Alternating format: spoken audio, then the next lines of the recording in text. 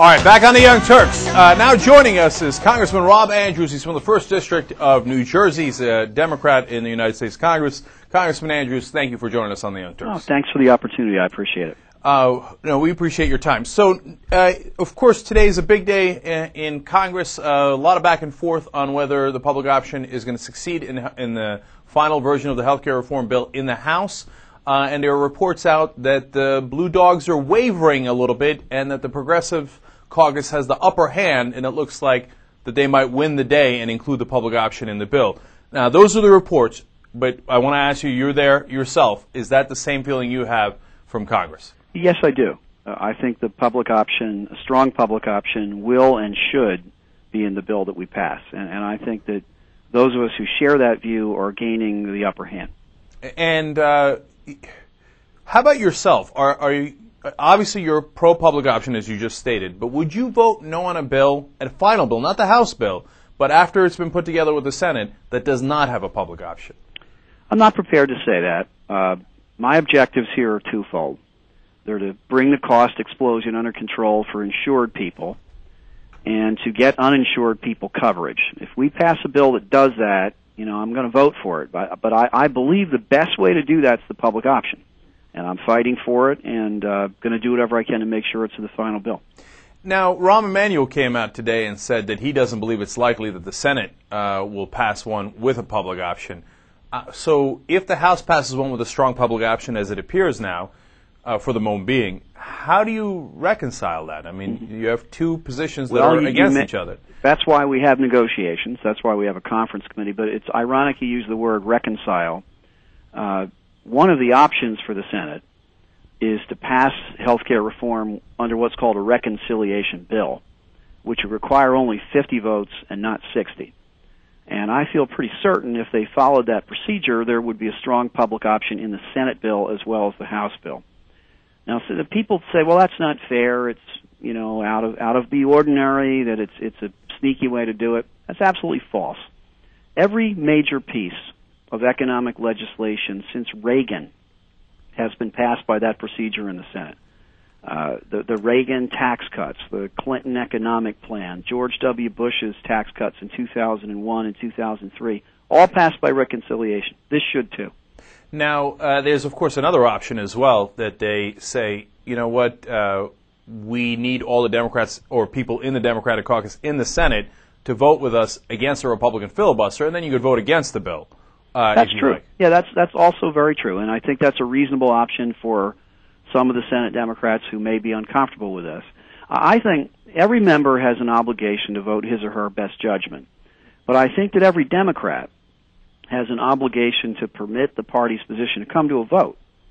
It's one thing to not vote for something. It's quite another to be part of an obstructionist effort to prohibit it from coming up for a vote. I know the Republicans, when they were in charge, emphasized the phrase up and down vote, up and down vote. Shouldn't we at least get an up and down vote on the president's most important legislative agenda item? Sure we should. And I think anyone who believes it's the wrong way to go should vote their conscience and vote that way. But to deprive the country of a straight up-down vote, as you say, on his plan, I think is pretty irresponsible. Now, that's the ideal. But let's say, as is very likely, that we don't get the ideal. And the Senate version has a trigger in it. And you go into committee and it comes out with a trigger. Do you vote no on that bill?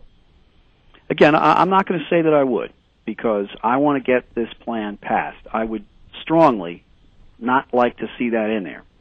And I'm going to do whatever I can to argue that that's the case. But I think in any negotiation, painting yourself into a corner is a mistake.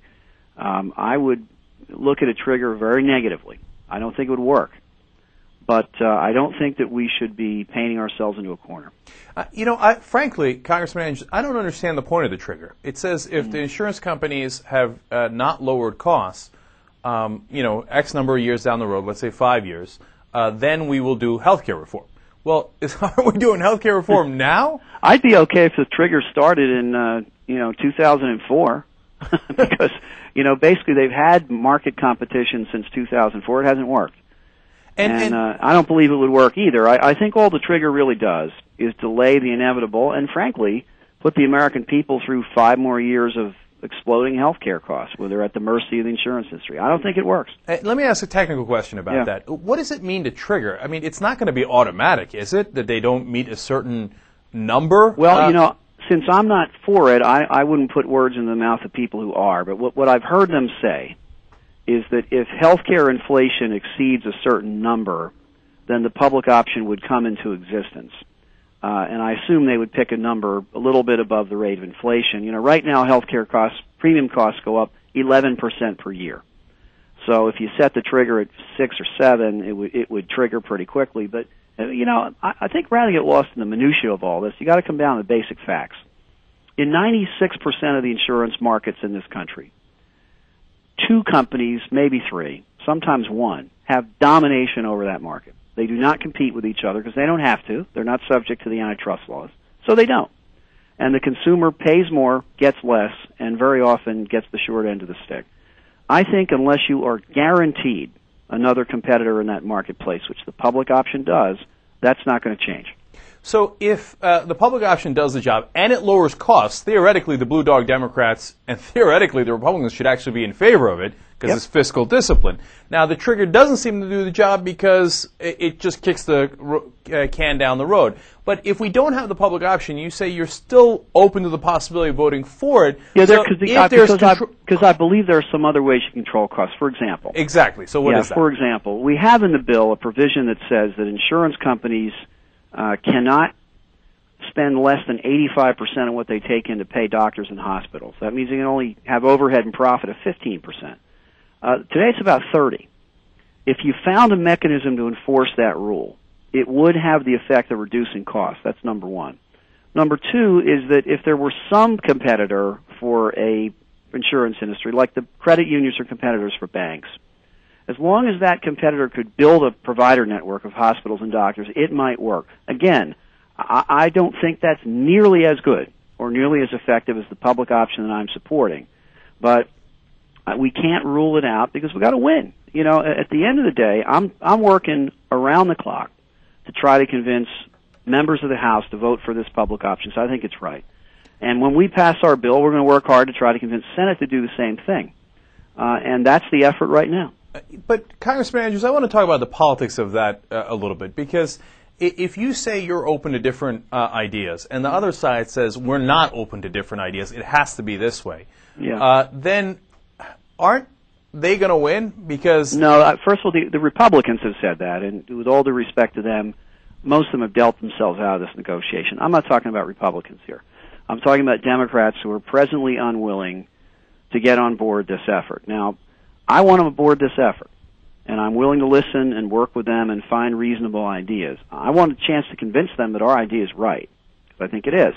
One of the things that we're enjoying about this right now, to be honest with you, is many of the members that are reluctant to embrace a public option also want a bill that costs less.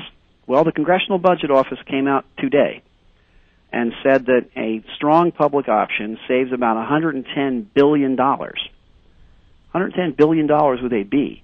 So if you want a lower cost bill, this is the way to do it. So you got to choose. We're saying to them, look, fellas, you got to choose.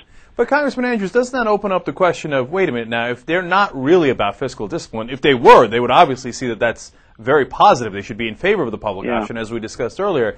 Doesn't it open up the question of that they're actually doing this for corporate money, and then how do you deal with that question? I'm not going to question anybody's motives. I've known most of these people for a long, long time, and I think most of them, if not all of them, are sincerely motivated by what they think is right. And we're trying to change their minds. Those that are not with the program, we want to try to get them with the program. Yeah, I happen to disagree. I'll be completely honest with you. Yeah. I think corporate donations makes an enormous difference for politicians. It's logical. They're the guys who pay them. So as a person who's covering this story, of course you have to question their motivation. Yeah, fair enough. And you guys are in a tough spot because you're in the same party, but I don't know how you get beyond that spot if they hold their ground. So let me ask one last question related to health care reform here, and that's the Medicare rates. Another thing that they have put their foot down is also counterintuitive, where they say we don't want to hold the rates for a public option, if there is one, to Medicare rates. We want the doctors and the providers to get paid more, but then again that would hurt fiscal discipline, wouldn't it? It sure would, and the irony of their position is that They want fiscal discipline until it affects someone they like, in which case they don't want fixed fiscal discipline. Look, I think that we ought to have a public option tied to Medicare rates, because I think that's the strongest competition for the private insurance industry. And the retort to that is, well, hospitals and doctors don't make enough money off of Medicare rates. Really? Name me a hospital in your area that doesn't take Medicare patients. Name me a doctor in your area that doesn't see Medicare patients. Now, there are a few, but not many. So all over the country, hospitals say that Medicare doesn't pay them enough, but I notice that all over the country they still take Medicare patients. So I think we should base this on the Medicare rates. We're talking to Congressman Robert Andrews from New Jersey. Congressman, we get emails all the time. I got one today from doctors saying, hey, the great thing about Medicare is they actually pay. Yeah. Whereas with private companies, you have to beg, plead, and to get them to pay for treatment that their patients desperately need. So that's a whole other issue. But on the efficacy of that, or whether it's going to work, I should say, where do you think we stand now in Congress? Do you think that the idea of Medicare, holding in the Medicare rates, is going to pass as part of the final House bill? I think it will. It's up in the air. We had a very long meeting in the House Democrats this afternoon about this. And most people who spoke in favor of the Medicare rates, our position. Not everybody did. And I think that's a close one, but we're pushing to try to make sure it is based on Medicare rates, because that's the way you save the most money. And this is not my opinion. The Congressional Budget Office, which is regarded around here as the honest broker, the honest scorekeeper, has said if you negotiate these rates, you save $25 billion. If you have them tied to Medicare rates, you save $110 billion. It's an $85 billion difference. And if for those who say they want the bill to cost less, the Treasury, this is the best way to do it. All right, Congressman Andrews, we appreciate your answers on health care. Before I let you go, I made a pledge to ask everyone who did this, so I've got to ask you. You voted for the Military Commissions Act in 2006, and that took away some very important rights from the American people and challenged even habeas corpus. Do you regret that vote now? Yes, I certainly regret the fact it took away her habeas corpus, and I'm doing whatever I can to restore it. All right, fair enough. There's an answer. Congressman Andrews from New Jersey, thank you for joining us. Great talking to you.